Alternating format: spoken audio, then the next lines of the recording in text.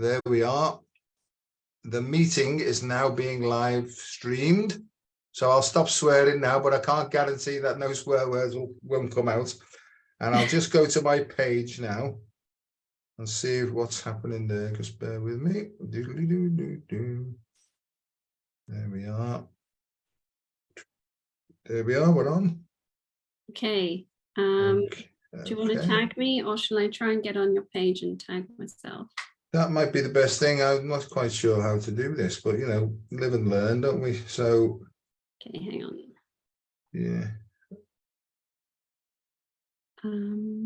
More like this. No, I don't know how to do that, to be honest with you. So yeah, if you go on my page, you'll be able to share it from there, won't you? Yeah, I can see it. If I click embed, what does that do? No, I have no idea. Okay, maybe we just do it on your page, and yeah, I can always share it to mine later. Yeah, okay. And what I do is after this, I'll download the recording, and then I'll upload it onto YouTube then and send you the link as well. So we'll do it from there. Okay. So hello, Sheila Rose, or shall I just call you Sheila? Sheila's good. Okay, my name's Joe. They call me Dr. Joe. They call me Dr. Effin Joe for some reason. I don't know why, but we'll try not to do that tonight. And just to give you some background into what Getting Real with Dr. Joe is, it's really about authenticity, just being yourself, talking about things like how you've got into spirituality type things, you know, what it means to you and all that. So really sharing your experience and your strength, maybe in a simple, straightforward, practical way that might be able to help people. Because my thing's all about practicality and keeping it simple. And my background is 32 years ago, I tried to kill myself after years and years and years of stress and anxiety and depression and alcoholism. And I just couldn't carry on anymore, you know, and I made a couple of attempts, really serious ones, but for some reason they didn't work, you know. And on the second attempt, right, I knelt down, and I wasn't in touch with religion or God or anything like that, but I knelt down and I just said to the God or the universe, I said, look, I don't know what's going on. I've had enough. I can't carry on anymore. I'm hurting myself. I've hurt all the people around me. I don't know what's the matter with me. So can you please just let me go, you know? And what happened is the peace that passeth all understanding descended upon me, you know, and in a second, I knew everything. I understood everything. And I sort of almost felt as though the gates opened, right? And I got the corridor of white light and all that sort of stuff, you know, and I almost got the feeling that I was turned around, kicked up the bottom, and something sort of almost said to me, son, you know, you've been working back to front and upside down for a long time now. What you need to do is get out of your head and into your heart. So they kicked me up the bottom and they said, keep in touch with us and we'll show you one step at a time, you know, how to live life. And then if you could carry on and show other people the same thing, you'll probably be able to help a lot of other people, you know. And so that's where I'm coming from. So from that moment, I mean, I couldn't stop drinking, but from that moment on, I haven't had a drink since, you know. So I'm just coming up to celebrating 32 years of sobriety. Amazing. And then over time, what happened is the cigarettes went then and all the medication went and stuff. So I live a clean and sober, as best I can, clean and sober life, but I'm not a saint. So, and in my journey, so I'll just give you a little précis of where I'm coming from. Where I was led to then was the local spiritualist church. And I didn't understand this. I sat down and I got this really strong, it was not a voice, but it was almost like a voice, a really powerful, strong voice that said to me, go to the local spiritualist church, right? And I thought, oh my God, that's against my religion. And it's, you know, it's all, you know, voodoo and all this sort of stuff. And I go, hang on a second. You said that you were going to like get shut of all your beliefs and just be guided by this intuition process, which is us, right? So go along. So I went along, I sat in this place. On the wall was the Lord's Prayer. I thought that's a bit strange, right? they sang Faith of Our Fathers, which is my favorite Catholic hymn. I thought, this is good. And I started to get all these feelings, and then they introduced the medium for tonight. I thought, she looks just like an ordinary person, So I was expecting the witch's hat and the broomstick and all that sort of business, just typical sort of preconditioned ideas on what this was all about. Anyway, after she gave this sort of theory and sort of a talk on what spirituality was, and it always will be, right? She then said, and now I can feel the messages coming through. She said, I'd like to speak to the new person at the back of the room. And honest to God, I was terrified, absolutely terrified. Oh. I could feel my bottom tighten up and everything. And she said, we know that you're new to this, but you signed up for this, whether you know it or not. You actually signed a contract to say that you'd go through this process and you'd come out the other end and help other people. So she said, you're a healer. I didn't know what a healer was. You'll do all sorts of things in carrying the message to lots and lots of people. Brilliant. And so that's what happened to me. And in that process, she says, you'll be invited to a healing circle, which I didn't understand, but I was, and she said, and you'll go into all sorts of things. So in that process, I've done all sorts of trance work and I've done all sorts of things, and the way I live my life now, and I suspect the same as you, is in the morning, I just more or less turn over to my heart or my soul and I say, I've got no idea what you want me to do today. Give us a clue. And then I just go like that. And that's what I do, So there's my sort of background in a bit of a nutshell, really. Well, that's quite a story. What you said about, little steps and being practical, I really resonate with that as well. I'm a big believer in taking little steps because that's the only way that we can make real progress. If you're trying to get to some state of spiritual enlightenment, it can seem a bit overwhelming, like, where do I start and how do I change the old patterns and how do I become a better version of myself? And for me, the thing that really accelerated my journey was being in therapy and having counselors work with me and like really going into a lot of the dark places that most of us don't like to go, but to go down there with someone guiding you is very different to trying to face it on your own. And so the more I dug into this, finding out who I was, stripping off all the layers of all the preconceived ideas, all the lies, all the masks, everything, stripping it back further and further into who I really was, I realized that it's actually a very joyful experience to wake up to who you truly are and be your authentic self. To then actually live as your authentic self is challenging because firstly, a lot of people around you will be used to a more disempowered version of you. Yeah. So they will insist that, you've changed, or, you used to be so this, or you used to be that. And you're like, well, not that anymore. But they don't like it because they're not comfortable with a new version of you. So I think when you're going on the spiritual journey, you'll try new things and then you'll put them out into the world, and very often you'll get knocked back because people around you won't like it, basically. Mm-hmm. And then you have to reevaluate and say, okay, how can I approach this in a way that will be easier for other people, or in a more gentle way, or is there some way I can understand their point of view so we can get along still? And it's this constant dance of having one foot in spirit and one foot on the earth. That's kind of how I see it. Yeah. No, same as myself. Since I've changed or been, my belief is that I get changed rather than my head being involved, thinking I've got to change in this department or that department.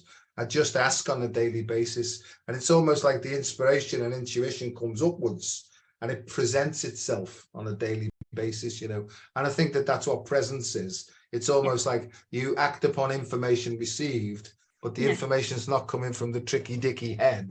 It's actually emerging from your next state of being, and I didn't understand all this because up to that point, I was a scientist. I was a biomedical scientist. I only knew left brain linear thinking, and people around me for years have been saying to me, Joe, if you carry on at this pace, you're going to have a nervous breakdown. I didn't know what they were talking about because I was so far up my own bottom, right, with egomania, that I thought I knew what was going on, and they were right and I was wrong, Sheila, and it's okay now. It's a big laugh to me. But at the time, the people around me who loved me and could see I was sort of veering off some sort of path or I was miles off target, they were trying to guide me, and I started to become resentful. I couldn't be spoken to. I used to say things like, we've got loads of money coming in. We've got a big 5-bedroom house. We've got 2 cars. We're going for 3 holidays a year. I don't know what you're talking about, And they said, where has our Joe gone? Where has Joe gone? Because as a child, I was a joker. I am a joker. I don't know whether you know about Heyokas, but I was born to be Heyoka, which is basically the Native American Indian joker, Right. And that's what I do. I'm there to sort of bring lightheartedness to a lot of the grave situations that are going on the planet now, And I really feel that my job is basically just to take the piss out of people, to show them, just how ludicrous this life is in a certain way, And so that's what I do. One of my phrases is, I'm not laughing with you, I'm laughing at you. And you can see them being puzzled, and then I just do a little smile and they go, oh, bit of a nuisance, this fella, So I agree with you. When I started to change, one of the greatest gifts it gave me was my ability to start to say no. Yes. Because people used to ask me for favors, and before I even knew what they wanted, I would be saying yes. Because if I refuse them, what will they think of me? And I didn't know that I was so programmed and conditioned basically to jump to everybody else's sort of thing, And somebody said to me once, they said, if you point the finger out, there's always 3 fingers coming back at you. So what that is, it's ism, that's the ism, I, self, and me. How are you allowing this, Joe? They're not doing this to you, Joe. You're allowing this at some level. That's and once right. I started to see that, all the gaps started to fill in then. And I started to not give me energy or me power away so easily then. And you're quite right. The people around me, especially those closest to me, my mother, she said, you've changed since you've been knocking around with these people, right? You're nowhere near as helpful as you used to be, right? Yeah, you've learned to say no, finally. Yeah. And she said, you've become awfully rude. Well, what she meant was you've become awfully direct, because I used to sell so many excuses to try and get out of it. And then I was just saying, no, I can't, I'm too busy, So, that's where I've still got loads to learn. I know that. I always feel like I'm only scratching the surface of what's going on. But spirituality to me meant religion, and religion meant a sort of, it was very dogmatic. It was fed into me. At the age of 11, I went away as a Roman Catholic. I was sent away to train to start to be a Roman Catholic priest. Oh dear. And so that was 11 years of age. And we used to have to wake up at 6 o'clock in the morning, and we used to have to talk in Latin all day long, right? And that was my introduction really to religion and Catholicism and Irish Catholicism, because the eldest was always sent away, either to be a Christian brother or so. I couldn't stand it there. I missed my mother too much. So I only lasted about 18 months, but it had a very profound impact upon me, Yeah, now, I can imagine. Yeah, my mum and dad, Irish Roman Catholics, very strict, very staunch, right? Followed the code to the letter, and it didn't do them any harm, right? But there was something in me that just I couldn't stick to the rules, And so that, and I still can't stick to the rules today either. Well, I think, you have, if you don't ever question the rules, then you're not really living, are you? Because that spark of life within you is a curious thing, and it wants to know, well, why am I being told that I have to do this or do that, and why am I being told that this is the answer to life when it doesn't feel right to me? you know. And unfortunately, with a lot of religions, the children are programmed, as you say, from a very young age, that this is the only way, our religion is right, everyone else is wrong. And they're not given the choice. They're not told, well, this is what we believe, but you can choose what you believe. They're just told that, well, this is it, you know, you are a Christian, or you are a Muslim, or whatever, you are this thing, and don't you dare try to pull away, because, you know, if you do, you're making God angry, or whatever. And they put all this fear and doubt and control into these children, who are just trying to discover what life's about. And then it shapes them, you know, it shapes their experiences. And then they have this fear that if they don't do what they're told, they're going to go to hell, or be punished, or there's some dire consequence. And for me, you know, I think when you start to ask all the big questions, and you start to realize some of the control mechanisms that have been put in place, it's kind of like mind-blowing that, you know, it's perpetuated generation after generation after generation. And you think, well, why? You know, why has it gone on so long? Why is it such a deeply ingrained thing in our world? But it's because of the psychological, like, manipulative tactics that are used, you know, and towards very vulnerable people, young people, and they often target, you know, people in the streets, or people who have nothing. They go and say, oh, we'll save you, or whatever. So they're targeting these people who don't really know what life is, or don't know who they are, and, you know, they're implanting that belief system very strongly into them. So yeah, I can totally relate. Yeah. Oh, I know that. And the thing is, I'm not here to cause trouble, but I'm here to cause disruption, you know, sort of rocking the boat while staying in it, really, you know. And I was mentioning it before we came on air, you know, I go out to big corporations, really, and, you know, they think that I'm going in there to help to help the hierarchy regulate the staff better, really. And what I'm doing is I'm going in teaching mindfulness, you know, and especially mindful breathing, because my PhD is really about mind-body connection and something called mind-body coherence. And what I've learned through my PhD, which I did a long time ago, but I've been developing it, is that the way we breathe intimately and intricately is related to the way that our heart works and the signal that our heart sends out. Okay. Definitely. And so when we breathe, we can regulate the rhythm of the heart, and therefore the signal that goes back to the brain. Therefore, we can use our physiology to change our psychology. So rather than thinking a new thought, we can lock onto a positive feeling, you know, love, compassion, open-heartedness, light-heartedness, humor, anything that opens the heart and allows it to express itself. That will then send positive information back to the brain. There's loads of neuroscience into this now. And it changes the way the brain waves work. And the way the brain waves work determine how your neural circuitry works in your brain as well. So that's what I'm trying to do. So they get me in to talk about the science of it. And then I show them the practicalities of it, you know. And I come away, you know, I sort of come away with like, that's got them.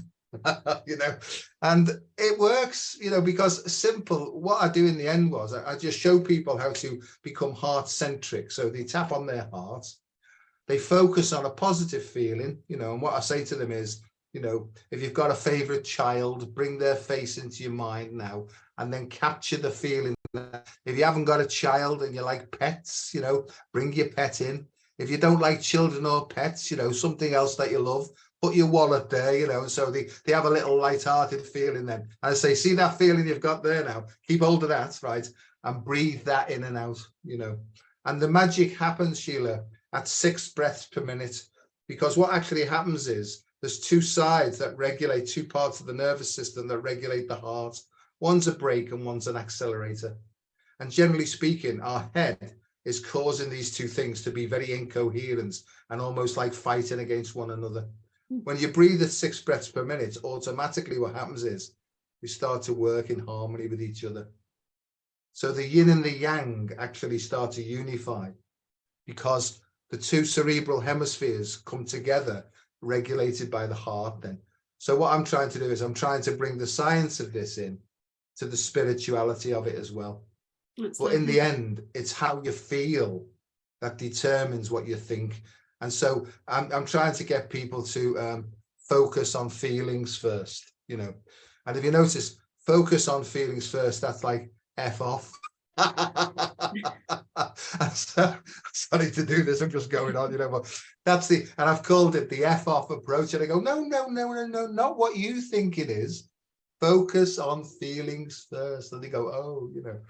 So yeah, so that's what I'm doing. And you know, regarding spirituality, I've done a lot of stuff like the ancient Kabbalah. You know, I've looked at lots of Hebrew stuff, and I've gone right back into religions and philosophies from across the globe, really ancient ones, Taoism, Hindu philosophy, yoga philosophy, all those sorts of things. And to me, the central message is that what you're looking for is not out there. It's just in there. In there, in here. You know, that's I guess what awakening is, isn't it? It's that realization that it's all in here and it always has been. And, you know, that you've spent most of your life looking for answers out there, but you didn't need to, you know, that's kind of really what the awakening is. Yeah, I agree. And we spend such a lot of time looking outwards, you know, expecting, and really the answer is in inspecting, you know. And I think people get where I did. I got to a point of such desperation, a rock bottom in my life, that I almost had to turn my eyes inwards. And I was guided by the help of an occupational therapist and a staff nurse who'd been on a particular motivational interviewing course based upon humanistic psychology. Oh, they started to ask me questions in a different way. And they basically said, who are you, Joe? Where did you get those ideas from? Where did you get those beliefs from? You know, and they sort of showed me that a lot of the decisions I was making at 38 years of age were still based upon belief systems that were put in place in the first 7 years of my life, you know. Exactly. You know. And that's why I love counseling so much. I actually, besides my spiritual work, well, I suppose it is spiritual working with children, but I do child counseling. So I'm counseling children in schools and, you know, just helping them to navigate, you know, this crazy world of adults that is around them all the time, and to come back to a sense of peace and to find a relationship with an adult that is not based on the adult making demands on the child, but rather just allowing them to be themselves, which, you know, for most people, they don't really get those relationships where they feel 100% comfortable being themselves with somebody else. Usually there's some kind of a masking situation, or they have to pretend something, or, you know, there's just very often there's not that feeling of being able to relax around other people. But when I'm working with the children, I try to provide an environment for them where they can truly be whoever they want to be and draw whatever they want, or play with, you know, do the toys, whatever they want to do. And for me to just observe it in a non-judgmental way and to send them that love and support and be there for them, and to never actually ask them anything, not make a single demand on them. And I think it must be quite a novel experience for a child to have an adult around who's not making demands at all. Yeah. No, there's no coincidences, because I have a friend in Texas, and we were talking about this yesterday, and she's just come back from Miami working with a group of not disabled, right? Because that's not the right word, but different abilities. Yeah, so neurodivergence, it's a big area of mine, really, is neurodivergence. And because the heart can actually start to reconnect pathways in the brain as well. So there's a lot of science involved in this. But she's just come back from a week in Miami, dealing, sort of working with neurodivergent children, and allowing them to do exactly what you say there, really. Because her thing is, she talks about the funny farm. And in the UK, a funny farm's like a psychiatric hospital, right? But her funny farm is all about joy, lightheartedness, and really allowing their essential selves to come out and play, So we're in the same sort of game, really. Yeah. I mean, your children are not your children; they come through you, not from you. That's one of my favorite lines. And I've sort of been in this business a long time. I've been in teaching for a long time, and also in medical education as well for a long time as well. And I really see now Carl Rogers' stuff, about the conditioned and unconditioned selves. Right. I think that as soon as we're born, especially in the Western world, we're almost like told, live your life like this, make as much money as you can, be successful, get a name for yourself, blah, blah, blah, blah. And really, people who are medics, and I work with them all the time, sometimes they'd be better off being a plumber because they enjoy that more, really. So what it is to me is I work with an approach called an asset-based approach. And that simply means to focus on what's strong in the individual and not what's supposedly wrong with the individual, and to me, I feel like I'm in lecture mode now, but I can't help it, but education to me means educere from the Latin. It means to draw out of. Yeah. And I think that we've gone wrong because we've poured into, and we've actually blocked this creative potential that's in all kids, Yeah. And I think there's a lot of starseed kids coming through now and all sorts of things like that, who are almost like unconditioned from the start. Exactly. And I think parents need help to be able not to just to allow them to grow like seeds, this is a big thing for me, because in my own experience and upbringing, it was all very do this, do that, otherwise you're going to go to hell. And by the age of 7, I was like dreaming every night. I was dreaming that I was toppling down the stairs to the devil who had his pitchfork waiting for me. That was at 7 years of age, So there was a lot of that stuff that, because I think fear is sort of, there's a line that says fear, an evil and corroding thread, the fabric of our existence is shot through with it. And I think that that's our DNA. I think our DNA is being sort of coded in such a way that most of us just work off automatic fear responses all the time. Yeah. So that's part of what I do is the same thing as you, really. And I have a sense for it now, really. And I get on great with kids and animals, right? It's the adults I can't get on with, really, at all, But, it seems to be young kids and old kids, old people, I'm great with those. But the bits in the middle, I just can't be bothered with them at all most of the time. So regarding, you're a psychic artist, would it be correct to say that you're a psychic artist? Yeah. Do you want to tell us what's that then, please? Yeah. So I was always an artist. I was always interested in art, and I started drawing from a very young age.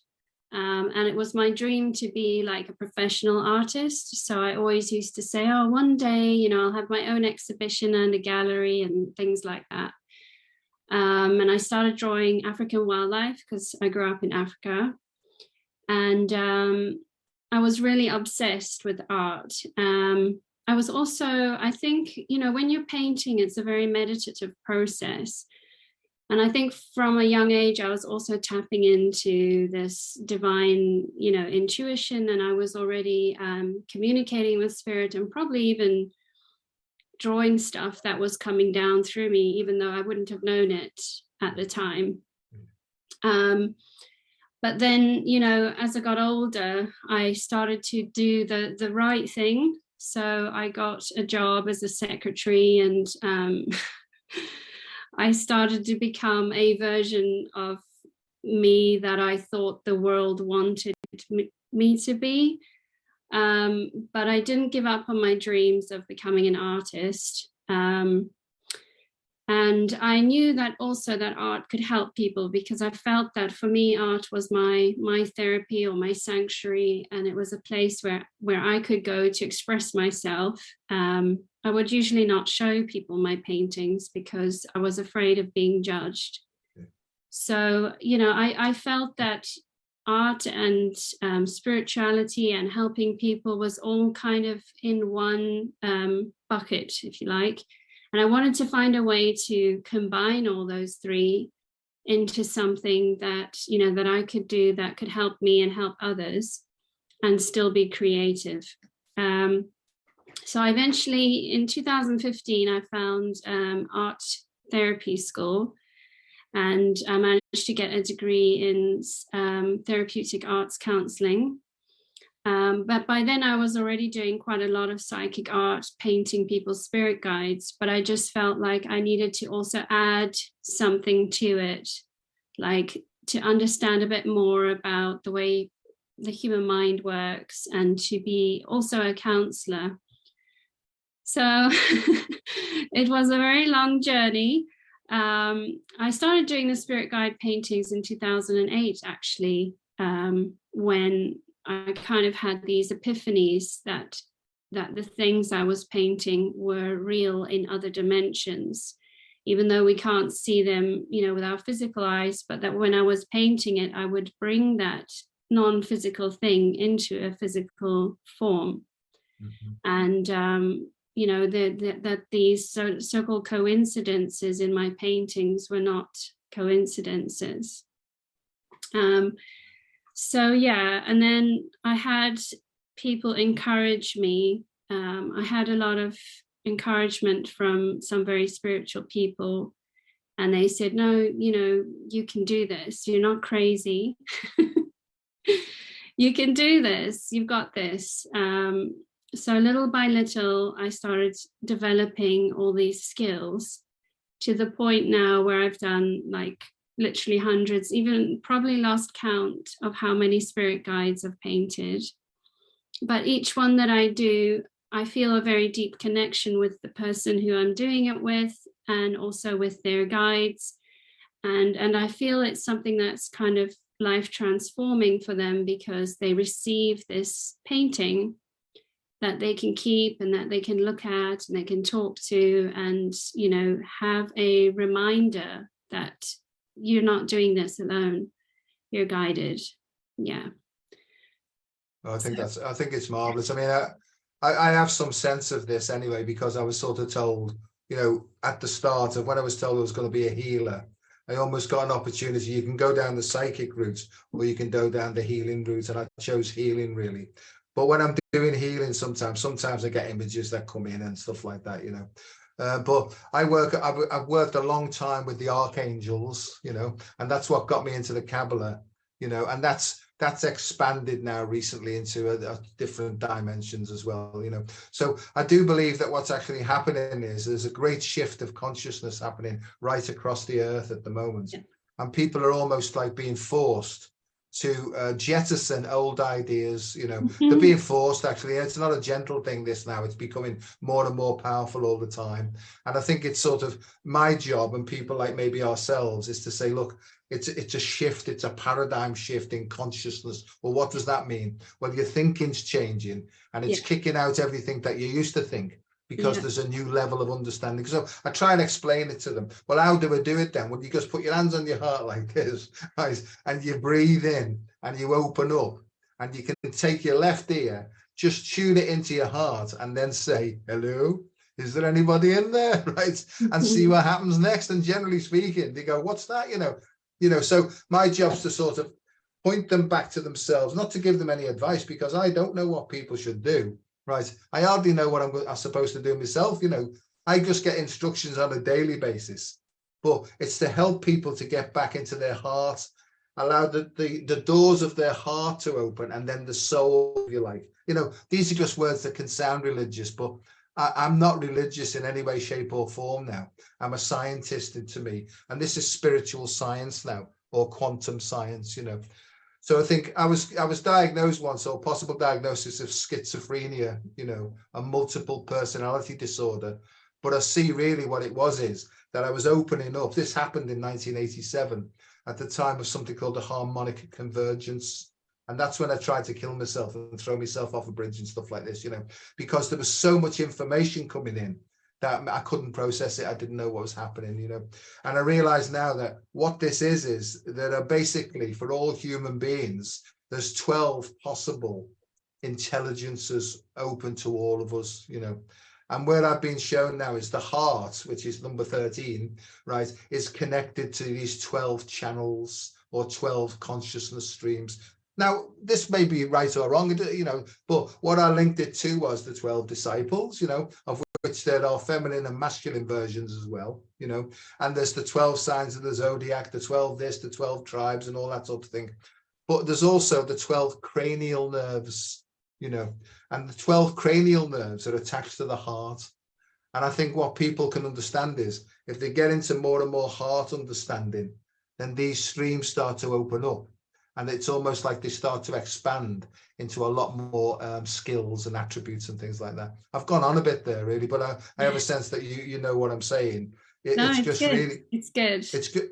It's just really, there's an electrical connection, but it's not the nervous system that's driving it. It's the invisible energy that's driving it, And if you were talking about chi or ki or prana and stuff like this, that the ancients have been going on about for ages, really.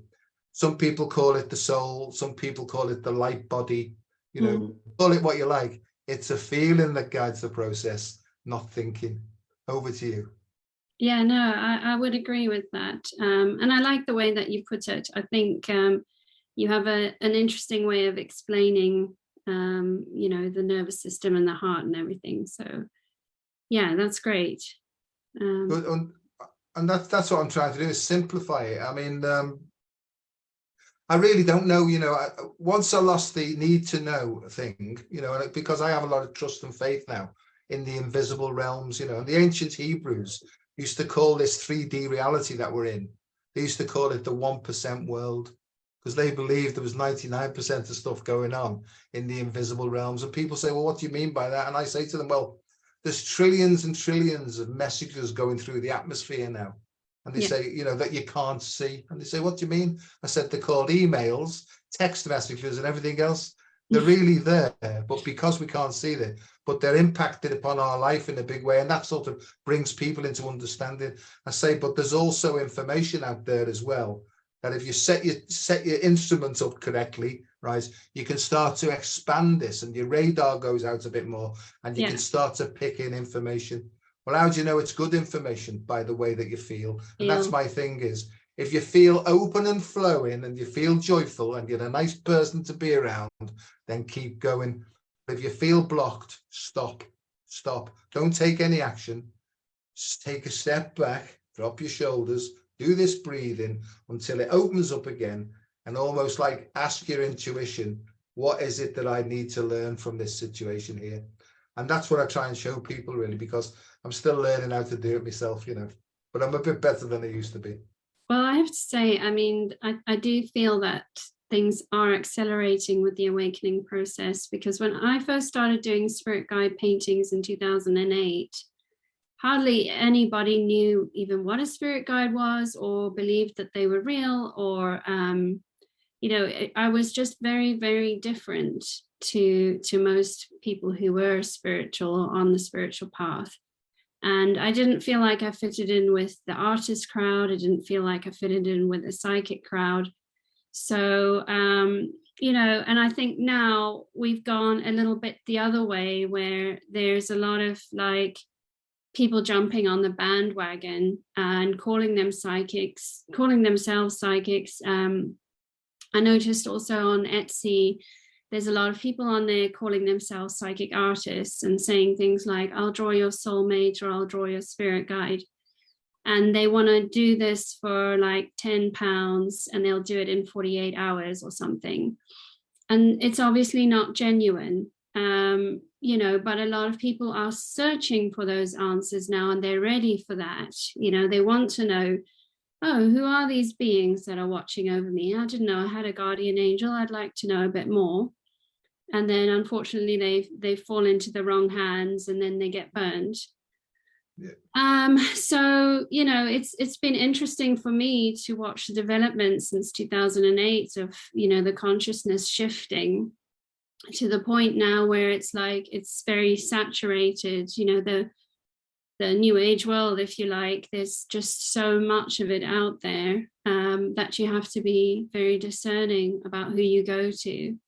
And again, you've got to feel your way through that. You've got to ask yourself, is this person genuine? Do I resonate with this? And really like listen to those messages for sure. No, I couldn't agree more. I mean, I've been brought up with mediums. You know, my grandmother read the leaves, you know, the tea leaves, Irish Catholic soothsayer, you know. Wow. And so, yeah, my mum's very psychic, you know, and very, very open and stuff like that. So I've had to learn this, but discernment, you're right, because I was open in myself, I wanted to know, and I'd go and ask all sorts of people, but I had to, in the end, I go with energies now. I don't go with what my head's saying. But if I feel that it's open and flowing, then I get a connection with a person. And if I don't, I just don't have anything to do with them. Not that I'm dismissing it completely, because it could be something that I need further down the line. So I don't really dismiss anything out of hand, but I put it on the back burner, you know. And if it's not for me, it gets sort of shoved away and something else comes in, you know. So I know that you know what I'm saying, but I've worked with all sorts of mediums, right? And some of them do like a handbag spread, and they're watching for your reaction as you go, you know. So I've seen all that, really, you know. And then there's ones who are genuinely open, you know. Oh, I've got somebody here. Oh, yes, that's for me. And it's sad, really, but it's part of the growing up process, I think. That if you're trying to latch onto stuff that's outside of yourself and looking for predictions for the future, then I try and help people to say, look, what you're really looking for is already within you. If you're able to formulate a question, you've already got the answer in you already, you know. And so that's what I feel more than anything else, is to point them back and to say, look, this is how you get into your soul. Once they start to do that and start to trust themselves, their self-esteem and self-worth grows. You know, they become more empowered within themselves, and they almost like radiate this more positivity. And I think that that's what this is about more than anything else, is helping people to radiate positivity, and that will have more impact upon the way the world's going than anything else, really. Yeah. But when you say positivity, I think that also needs to be addressed, because a lot of people get into this toxic positivity. Yeah. And, you know, I've been around people who, when I've mentioned that I'm feeling something, and if they don't like it or it seems negative to them, they'd be like, oh, you're just playing the victim or something, you know, and they would dismiss it because it doesn't go with their like love and light. You know, it doesn't sit with their love and light thing. So you know, I think that's also something that I really love about counseling, is the integration, you know, the integration of the light and the dark. We're not going to be always happy. We're not always going to be skipping around, you know, painting rainbows. There's going to be dark times, and there's going to be days when we don't feel like inspired, and we don't feel like getting out of bed. And that's okay too, because it's part of the human experience. So, you know, it's important to be positive, but you have to also embrace the fact that, you know, there is the other side to it. We live in a duality. And so long as we're here on Earth in this 3D realm, there is going to be challenges, and how we tackle those, we can be positive, but we don't have to shame people for, you know, if they're having some kind of a negative experience. No, I agree. And I call that the boot camp approach, you know, rah, rah, rah, yes, you can, you know, oh, come on, shake your feathers, you can come out of this, you know, when really I see it's a rest or a recuperation process. You know, there's loads of people at the moment getting onto me to say, I'm absolutely exhausted. I just don't seem to be able to lift my leg to get out of bed. And I'm saying, well, that's good. Stay in bed, have a rest, treat yourself kindly, right? So, and then when your energy comes back, then you can go and do some stuff. So part of my job is to help people to manage their energy, really, and understand, as you say, these undulations and these sorts of oscillations in how it works. Because it's almost like manic depression. It used to be called like bipolar disease. If you get into the heart, this almost like equalizes those, so we don't get overexcited or too sort of down about things, really. So I understand. Yeah, it's a sort of it's to help a person to be able to go and have the confidence to go at their own pace, really. you know, and that's difficult because everybody else, everything's about getting quicker, getting faster, you know, all the technology is. So this is all about, you know, if you feel that time's pressurizing you and sending you over the edge, you can do this move and it says, hang on a second, I just need a bit more time to consider this. Well, Yeah. with the desperation that companies are in, wanting to also keep things afloat, there's lots and lots of pressure going on to individuals in organizations now. I come in and I tell them, just say, hang on, I need a bit more time to consider this. Yeah. You know, and if the management kick off, I say to them, well, just say this to them. Could you please point me to the harassment and the bullying policy, please? That seems to create a bit more space and to give them more time to consider things, you know. So, you know, I do have a laugh doing it, you know, really. But yeah, so I agree. So regarding what's the difference, Sheila, then between psychic and spiritual? I mean, I'm not that comfortable with the word psychic because I think it's a word that you know, has been muddied a bit by by certain concepts out there about psychics telling the future and things like that. You know, for me, it just means being able to communicate with the non-physical entities. So for me, that's what I do. I communicate with the non-physical entities. And I think being spiritual is having a integrated lifestyle where you are loving yourself, doing your best by the planet, you know, being kind to others. To me, that's spirituality. And having some kind of a spiritual practice like breathing or meditating, or even just going for walks with your dog where you connect with nature and talk to the trees if you like. So, you know, I think that having a spiritual practice or being spiritual is not quite the same as communicating with those on the other side. I've always communicated with those on the other side, and I get very clear messages. And I think that, you know, people who have that open portal, or, you know, whether it's clairvoyance or clairaudience or whatever it is, it's kind of like we have a bit more of a responsibility to deliver those messages to people, to give them hope or to show them something they might be missing. And I love spirit guides because I love the idea that we come into this life with a guardian who's always there. You know, it takes away some of the pain or the loneliness of the journey to know that there's this one entity or a couple of entities, you know, constantly encouraging you, like your cheerleading team. So for me, you know, when I first started really connecting with spirit guides, that was very exciting because I just felt like, oh, I have this team, you know, and I can talk to them, or, you know, I can bounce ideas off them. So they sometimes tell me to do things that is out of my comfort zone. Yeah. And actually, I stopped working with children. I wanted a break from it. And I stopped working with them in 2020, mainly because of lockdown.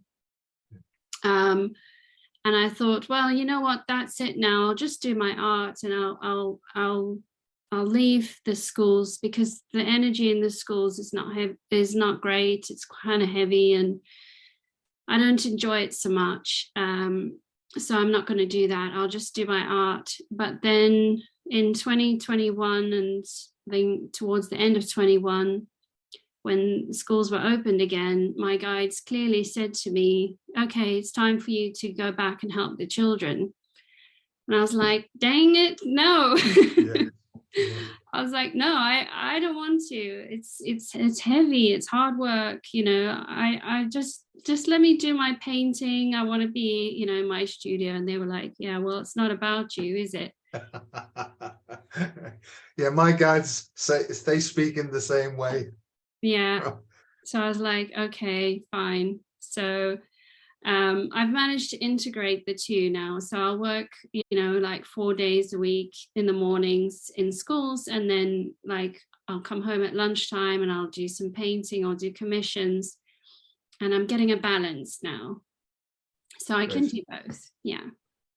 Yeah, it takes ages, doesn't it, to get a balance. I mean, I'm nowhere near balance, but I'm getting closer, and some days I think I've cracked it, and the next days I'm completely off target again. But yeah, I have the same inspirational thoughts that come in, like, what happened to me was 32 years ago, as I say, I basically handed over my will and my life over to the care of the universe. I didn't really understand what that was, but I let go, and I was told, let go, and the universe will guide through various means. It will guide you through every aspect of your human life that's required for you to grow. And that even means the contemporary, the modern stuff, because I still had the Jesus Christ desert well he's on, and how can he know what's going on in this modern world and all that, that was still my mentality. But I got, no, we understand exactly what's going on and we'll guide you. And I have to say that my life's changed, beyond my wildest dreams, really. And, I don't drink anymore, as I say, I don't smoke, and there's lots of other things happening to me. Something else that I came across was, and I sometimes do drawings automatically as well, almost like light language sort of drawings.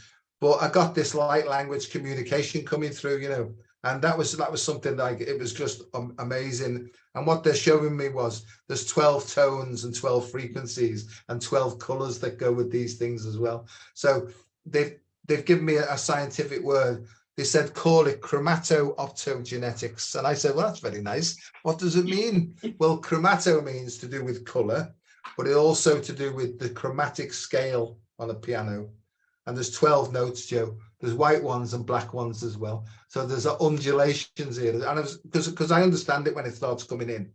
And they said, what we want you to do is we want you to understand that sound can actually direct light, which can actually be used on the human body to reset things back to their original template, and I'm sort of that's where I'm into now.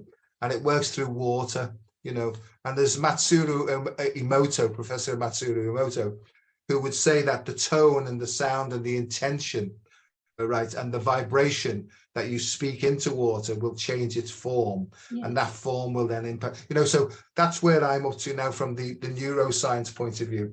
My colleagues in neuroscience thinks I need to go back to the psychiatric department, but no, seriously, Sheila, I've gone through all that before. And I know that what's coming up to me is maybe 5 to 10 years ahead of what's coming, I know that I'm being used for that. And it's not me, because most of the time I think, what the hell's going on? So it's not some sort of intellectual genius, it just seems to come out of me, So that's where I'm up to, regarding psychic. I've actually seen clearly manifestations outside of myself as clear as anything, and I used to have some negative ones that when I was really ill, I used to have a black rat that used to sit on me here, and I was terrified to open my eyes in case it was still there, but I would feel the pressure and I would look down and it would be there with its piercing eyes looking at me as clear as anything to me. Obviously nobody else could see it, but I could, well, that disappeared. But I've also seen positive things as well, but the big thing was, clairaudience, the voices that come through really clearly. When I went through this cleansing process, I won't bore you with the details, but I basically had to make a list of all the persons I'd harmed and gone back and approached them face to face to apologize to them. That was all part of my sort of, let's see how serious you are about this stuff, So I would go back to knock on the door would open, they'd look, what do you want? And I'd say, look, I've realized the error of my ways. I'm so sorry. If there's anything I can do. He said, Joe, you're a lovely fella, but get a drink down. You're a complete pain in the arse, but we're glad that you're getting better. Now, when I came away from doing that, there were some people I was terrified to approach, but I had to do that to get better, When I came away, it's almost like new energy flowed in and more courage came to me, So that's been my sort of journey, really. But what I'm saying is, after I did this one night, I was living on my own in a flat, 9 stories up, and I was still sort of apprehensive and worried about things. I sat on the bed and this voice said to me, Joseph, we love you, right? And I thought, oh my God, I thought I'm going back to the nut house, I thought. Anyway, I said, that's all very nice. And I said a few swear words like F off, leave me alone and come back in the morning when it's light, And the next morning, when I woke up the next morning, put the television on, looked out the window, everything had changed. I had a completely different perspective. I felt open-hearted, I felt light, and I felt really, really positive for the future, you know. So that's what happens to me, you know. I get these sort of, don't get me wrong, I've had some really sort of low ones as well, but I can sort of almost like feel the lows coming in. And if I get back into that breathing, it sort of equalizes things really, you know. So that's where I'm up to. I've got no idea at one level, and at another level, I've got clear ideas of exactly what's going on, really. I think that whenever we, as you know, whenever we surrender, that's when we get the answers, isn't it? And then we try to take the reins and use our heads to do things the old way. And then we get lost again. So we just need those little reminders. And I think for me, that's the beauty of having the spirit guides and having the guidance from the other side, is that they can see when we are getting lost, and they can just give us those little reminders or those little signs to say, hey, get back on track. And then, you know, if you listen to them, you'll probably find yourself back on track. Or if you don't listen to them, then, you know, you start those self-destructive patterns again. But, you know, I think the more you work with spirit, the more you practice those spiritual habits, the more natural it feels, and the more you start to really rely on, you know, that intuition and that guidance. And then, you know, for me, it's often, if I meet someone who is not at all in touch with their intuition or their spirit, and they're just using their head only, you can really feel that dissonance in them, you know, and that sort of the angst, because they have also this fear of death, because, you know, unless you realize that this physical world is a smaller part of something much bigger, death seems like a much more scary end, that, you know, that you've only got these 70 years to live, and you've got to make the most of it. And in that time, you got to be successful and get your car and your house and your this and your that.